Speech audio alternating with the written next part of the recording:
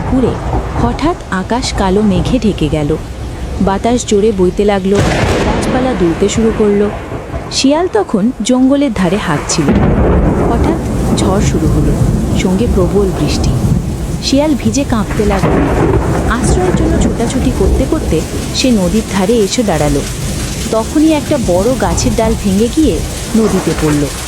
সেই ডাল ভেসে এসে শিয়ালের সামনে আছড়ে পড়ল। শিয়াল ভয় চিৎকার করে বলল, হায় হায়, এবার আমি তো ডুবে যাব। ঠিক তখনই কুমির নদীর ভেতর থেকে মাথা তুলে বলল, ভয় পাস না ভাই, আমার পিঠে ওঠ। শিয়াল দেরি না করে কুমিরের চওড়া পিঠে লাফ দিয়ে উঠল।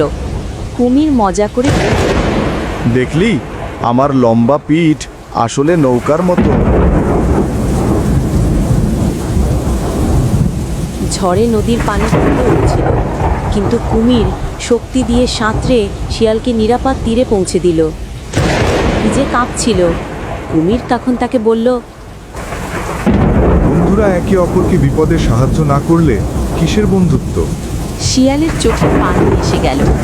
সে কুমিরকে জড়িয়ে ধরে বলল, আজ থেকে তুই শুধু আমার বন্ধু না, আমার ভাই। ঝড় থেমে গেলে আকাশে রংধনু উঠল। দুজনেই নদীর ধারে বসে সেই রঙিন আকাশ দেখল। তাদের মনে হলো ঝড় তাদের বন্ধুত্বকে আরও শক্ত করে দিয়েছে। Please give me subscribe, like